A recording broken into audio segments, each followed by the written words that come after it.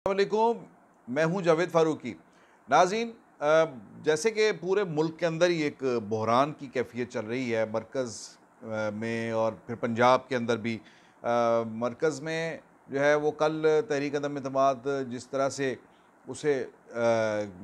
Cancel किया गया, deputy speaker की रूलिंग ने उसे ख़त्म किया, उससे एक बहरान। और उसके साथ ही उसी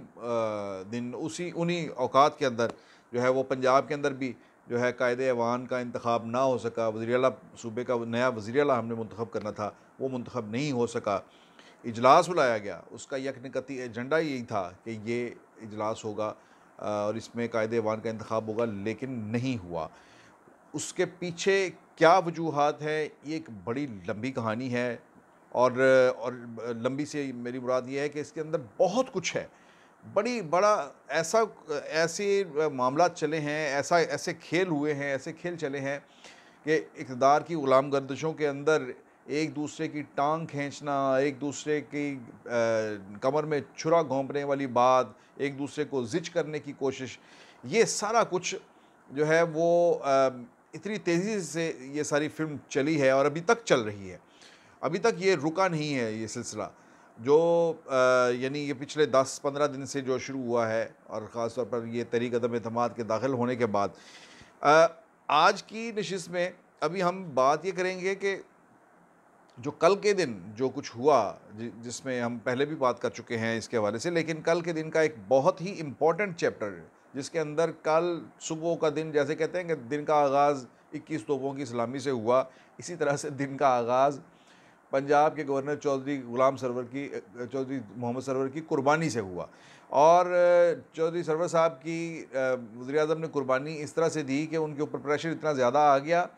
कि उन्होंने कहा कि पहले तो एहदे लम्हे कम कर लवा,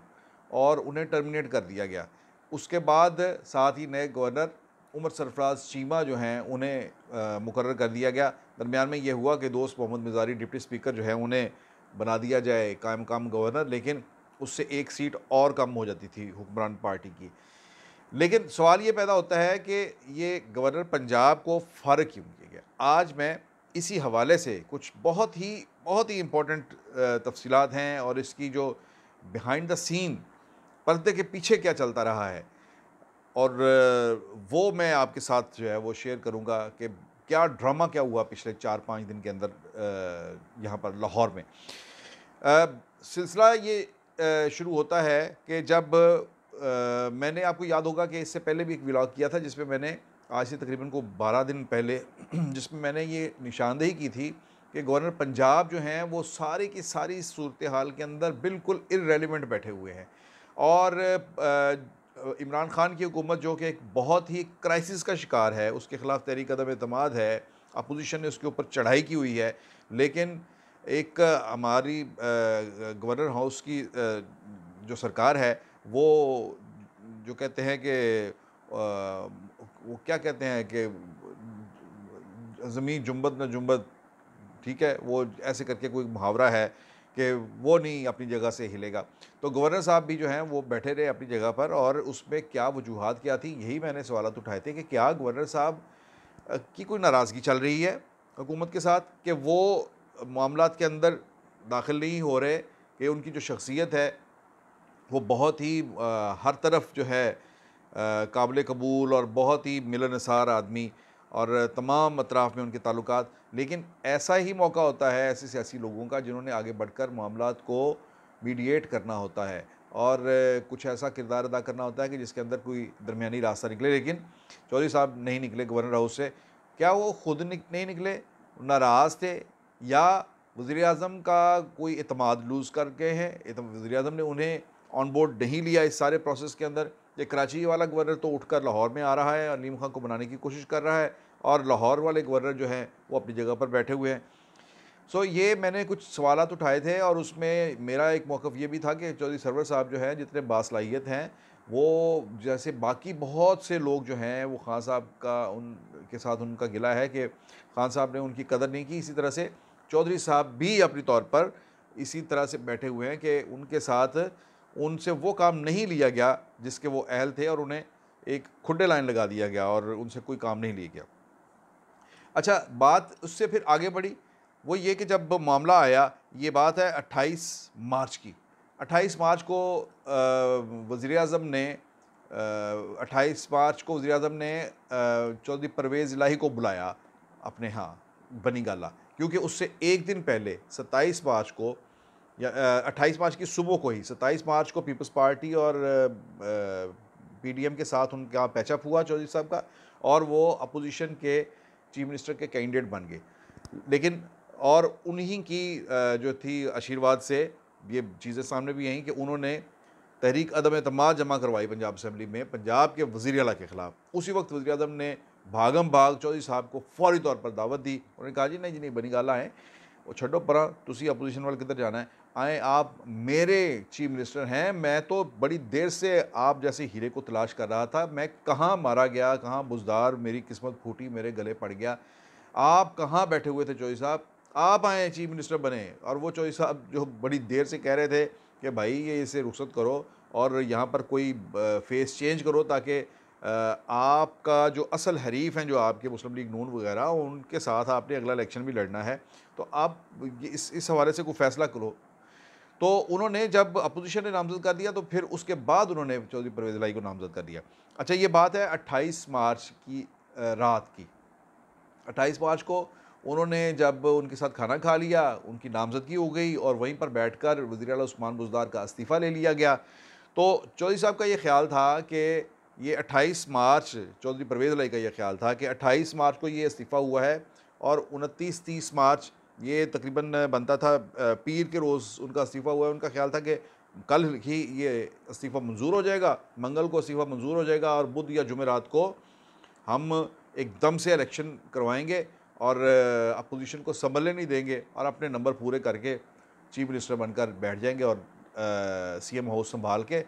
सूबा संभाल लेंगे। लेकिन वहाँ क्या हो रहा था? वहाँ ये था कि प्राइम मिनिस्टर ने इस्तीफ़ा जो था वो अपनी जेब में लेकर रख छोड़ा और फिर मैंने तकरीबन को 2 दिन के बाद गवर्नर हाउस को चेक किया, तो वहाँ 2 दिन बाद भी इस्तीफ़ा नहीं पहुँचा था। इस पर मैंने ही एक स्टोरी दी, मैंने एक वो यही खबर दी कि 2 दिन गुज़र गए हैं वज़ीर आला के इस्तीफ़े के को जो कहा गया कि उनसे इस्तीफ़ा ले लिया गया है, लेकिन वो इस्तीफ़ा तो आगे चला ही नहीं। वो इस्तीफ़ा कहाँ जाना है? उसके बाद उसकी जो चेन ऑफ इवेंट्स बनती है वो तो ये है ना कि वज़ीर आला का इस्तीफ़ा गवर्नर के पास आए, गवर्नर एक्सेप्ट करे और वो असेंबली सेक्रेटेरिएट को भेज दें कि अब ये मज़ीद नहीं है वज़ीर आला, और कैबिनेट डिवीज़न उसका नोटिफिकेशन कर दे, गवर्नर हाउस उसका नोटिफिकेशन कर दे जो उसकी उनकी कैबिनेट है उसको डिज़ोल्व करने का। लेकिन कुछ नहीं हुआ। 2 दिन गुजरने के बाद जब कुछ ना हुआ, तो फिर चौधरी साहिबान जो थे ये इन्होंने वहाँ पर हिलजुल हुई। इन्होंने कहा, प्राइम मिनिस्टर को डायरेक्टली रब्ता किया, जनाब आप ये क्या कर रहे हैं? आपने हमारे लिए तो कहा था कि आप इस्तीफ़ा ले लिया गया है, तो इस्तीफ़ा लेकर आपने अपने पास रखा हुआ है, आगे क्यों नहीं भेज रहे? वहाँ से फिर ये खबरें चलवाई गई, नहीं गवर्नर हाउस को भेज दिया गया है। लेकिन नहीं भेजा गया था इस्तीफ़ा, ये मुझे पता है कि गवर्नर हाउस को इस्तीफ़ा नहीं भेजा गया था। अच्छा, इस दौरान भी जो गवर्नर हाउस का जो था रवैया वो भी यही था, वो ढिलमिली था। वो ये था कि अच्छा ठीक है, अपनी स्पीड से ही आने दें इस्तीफ़े को, जब आएगा हफ़्ता 10 दिन ये लग जाएँ, इसमें कोई ऐसी बात नहीं। लेकिन बुनियादी बात जो तहरीक इंसाफ के जो सर्कल्स से मुझे मालूम हुई और गवर्नर हाउस से भी जो मालूम हुई, वो यही था कि ये इस्तीफ़ा उस्मान बुज़दार साहब का जो है ये मशरूत किया गया है वज़ीर आज़म के ख़िलाफ़ तहरीक अदम एतमाद में ताउन के साथ। यानी पहले चौधरी परवेज़ इलाही तहरीक अदम एतमाद, वज़ीर आज़म के ख़िलाफ़ जो तहरीक अदम एतमाद है उसे नाकाम बनाने के लिए सपोर्ट करेंगे, उनके लिए वहाँ पर सपोर्ट गैदर करेंगे, एमकेएम को मनाएंगे, बाकी जो अलाइज़ हैं उन्हें बांध कर रखेंगे। और इन्होंने भी ये गारंटी दी कि जो अलाइज़ हैं उनके लीडर हम हैं, यानी एमकेएम को भी हम मना लेंगे, बाप पार्टी, क्योंकि ये सब लोग भी उनके घर आ रहे थे। सादिक संजरानी चेयरमैन सेनेट वो इनके घर आ रहे थे, वो एमकेएम के लोग इनके घर एक बार नहीं 2-2 3-3 बार आ रहे थे, और वो सारे चौधरी साहिबान को कह रहे थे कि आप जो हैं वो अलाइज़ में उनको एक ज़्यादा मरकज़ी हैसियत दी जा रही थी, और यही ख्याल था कि चौधरी साहिबान जो हैं ये अलाइज़ को लीड करेंगे। और इसी वजह से ये सोचा गया कि ये डील भी इसी तरह से हुई है कि चौधरी साहिबान अलाइज़ को इंटैक्ट रखेंगे कप्तान साहब के साथ, और उनकी हुकूमत बचेगी जब नो कॉन्फिडेंस से, तो उसके बाद जो है वो पंजाब में वादे के मुताबिक उन्हें चीफ मिनिस्टर बना दिया जाएगा। लेकिन चौधरी परवेज़ इलाही और काफली की क़यादत जो है, इसका एक अलग ही उनका एक प्लान था। वो ये था कि जिस दिन इस्तीफ़ा मंज़ूर लिया गया है 28 तारीख को, उससे अगले 2 रोज़ में इस्तीफ़ा मंज़ूर हो जाए और चीफ़ मिनिस्टर का इलेक्शन करवा दिया जाए और निकला जाए इसमें से। ये अपने तौर पर एक पॉलिटिकल स्ट्रेटजी थी, लेकिन दरमियान में गवर्नर हाउस और प्राइम मिनिस्टर हाउस के दरमियान चीज़ें जो थीं वो बिल्कुल गुप्त किस्म का था, माहौल था। लेकिन बाद में उन्हें ये पता चला कि नहीं, प्राइम मिनिस्टर हाउस में उस कदर नहीं है, वहाँ पर सस्पेंस नहीं है जितना गवर्नर हाउस के अंदर है। तो गवर्नर साहब उसको लेकर फिर बैठ के इनके पास आ चुका है इस्तीफ़ा, लेकिन वो बैठे हुए हैं। अब मैं आ रहा हूँ बड़ी इंपॉर्टेंट एक बात के ऊपर, जो मैं यानी ये पिछले फ्राइडे की बात है, जुमे वाले दिन की बात है, जिस दिन बड़ा ड्रामा हुआ और गवर्नर हाउस के अंदर बहुत ज़बरदस्त जो है एक सीन हुआ। वो ये कि जुमे वाले दिन फिर चौधरी साहिबान के बहुत ज़्यादा प्रेशर पर वो जो इस्तीफ़ा था, उसके लिए एक शर्त थी कि गवर्नर चीफ मिनिस्टर को सामने बिठाकर, रूबरू बिठाकर उसकी तस्दीक करें और फिर उसे एक्सेप्ट करेंगे। ये एक जो है वो तकाज़ा है, कानूनी तकाज़ा है। तो गवर्नर साहब ने वज़ीर आला को बुलाया और उसके ऊपर बैठक उनकी हो गई, लेकिन इस्तीफ़ा फिर भी गवर्नर साहब ने जारी ना किया कि वो इस्तीफ़ा मंज़ूर हो गया है। अच्छा, वो अभी मीटिंग उनकी ख़त्म हुई है, तो ये बातें जब पहुँची हैं तो चौधरी परवेज़ इलाही जो हैं वो अपने साहबज़ादे मोनिस इलाही के साथ वो गवर्नर हाउस चले गए। जब वो गवर्नर हाउस गए हैं तो उनसे पहले ही उनके साथ ही एक ये एक एडवांस पार्टी के तौर पर मियाँ महमूद रशीद और मुराद रास, ये 2 जो सूबाई वज़रा, साबिक़ सूबाई वज़रा, ये वहाँ पर वो भी पहुँच गए। और इस दौरान गवर्नर पंजाब जो थे वो निकल रहे थे गवर्नर हाउस से, और उन्होंने फिर चौधरी परवेज़ इलाही वहाँ पहुँचे हैं और चौधरी परवेज़ इलाही ने चौधरी साहब से कहा, चौधरी सरवर साहब से, कि यानी स्पीकर ने गवर्नर से कहा कि आप ये इस्तीफ़ा मंज़ूर क्यों नहीं कर रहे? उन्होंने कहा कि मैं जो है ये रेज़िग्नेशन प्राइम मिनिस्टर की तरफ से अभी मुझे क्लीयरेंस नहीं आई इस हवाले से कि किस वक़्त करना है ये, जब वो मुनासिब वक़्त कहेंगे तो वो उसी वक़्त करेंगे। तो बताने वाले बताते हैं कि वहीं से फिर जो है वो ऑलमोस्ट गाड़ी में बैठ चुके थे गवर्नर, एयरपोर्ट जाने के लिए, कि मैं तो इस्लामाबाद जा रहा हूँ, मेरी फ़्लाइट लेट हो रही है। तो वहाँ से चौधरी परवेज़ इलाही ने और मियाँ महमूद रशीद, डॉक्टर मुराद रास, इन्होंने उन्हें ज़ोर दिया कि नहीं, आप आएँ, पहले इस मामले को जो है वो हल करें और उसके बाद चला जाए। चौधरी साहब को वापस दोबारा गाड़ी में से निकल कर दोबारा ऑफिस जाकर बैठना पड़ा और वहाँ जाकर उन्हें उस इस्तीफ़े को एक्सेप्ट करना पड़ा और अपने सेक्रेटेरिएट को उन्होंने भेजा कि अब इसको इस्तीफ़े को एक्सेप्ट कर लिया गया है। लेकिन अच्छा, यहाँ से ये फिर वापस आ गए, लेकिन इसके बावजूद उन्होंने उसका नोटिफिकेशन, बाकायदा एलामिया जो था वो जारी नहीं किया और फिर वो इस्लामाबाद चले गए। इस्लामाबाद जाकर उन्होंने इस हवाले से दोबारा फिर कन्फर्मेशन करने के बाद, जो गवर्नर हाउस के ज़राए हैं उनका ये कहना है कि प्राइम मिनिस्टर की चूँकि कंसल्टेशन ज़रूरी थी, इसलिए वो किया गया। इसमें एक बात ये भी कही जा रही है कि गवर्नर साहब जो है वो, उनका ये ख्याल था कि ये चूँकि वो जो बाद में उसका मतन जो हुआ, जो डिस्कस होता रहा, कि ये तो इसमें तो गवर्नर को एड्रेस ही नहीं किया गया, ये तो प्राइम मिनिस्टर को एड्रेस किया गया है। तो गवर्नर चौधरी सरवर का ये ख्याल था कि ये चूँकि मुझे एड्रेस नहीं किया गया, इसलिए ये तो प्रॉपर पेपर है नहीं। इस किस्म के कानूनी कई निकात थे जिनके ऊपर उनका ऑब्जेक्शन था। लेकिन असल बात ये है कि वो भी इसको लटकाना चाहते थे, इस्तीफ़े को लटकाना चाहते थे और अदम एतमाद के बाद में लेके जाना चाहते थे। दूसरी तरफ जो चौधरी परवेज़ इलाही का कैंप है, वो ये चाहते थे कि इमीडिएटली पास हो, ताकि हम अपोजिशन को संभलने का मौका ना दें और फ़ौरन इंतखाबी अमल की तरफ जाएँ और इलेक्शन में हम जीत जाएँ। और ज्यों-ज्यों उनका ख्याल था कि ज्यों-ज्यों टाइम गुज़र रहा है, अपोजिशन को टाइम मिल रहा है अपने आप को अपने आप को यूनाइट करने का, अपने मेंबर्स जो हैं अपनी सपोर्ट गैदर करने का। तो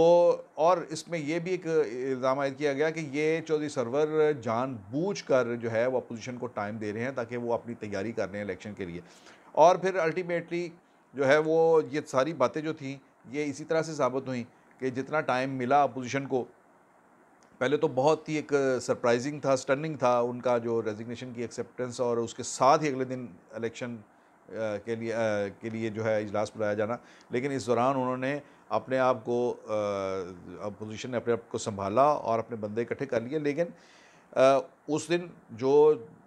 स्पीकर साहब के चौधरी परवेज़ इलाही के कैंप के अंदर जो एक माहौल था, और उसके अंदर बड़ा मैंने कई लोगों के अंदर गम गुस्सा देखा जो गवर्नर साहब के हवाले से, कि इन्होंने इन्होंने ताख़ीर करवा दी, इन्होंने लेट करवा दिया इलेक्शन, चीफ मिनिस्टर का इलेक्शन जो है वो लेट करवा दिया। और वहाँ पर ये बड़ा खुल के ये इल्ज़ाम आयद किया जा रहा था, एलिज किया जा रहा था कि ये दानिस्ता तौर पर इन्होंने लेट करवाया है और ये इलेक्शन को ये ख़राब करना चाह रहे हैं और नहीं चाहते कि परवेज़ इलाही जो है पंजाब के चीफ मिनिस्टर बने।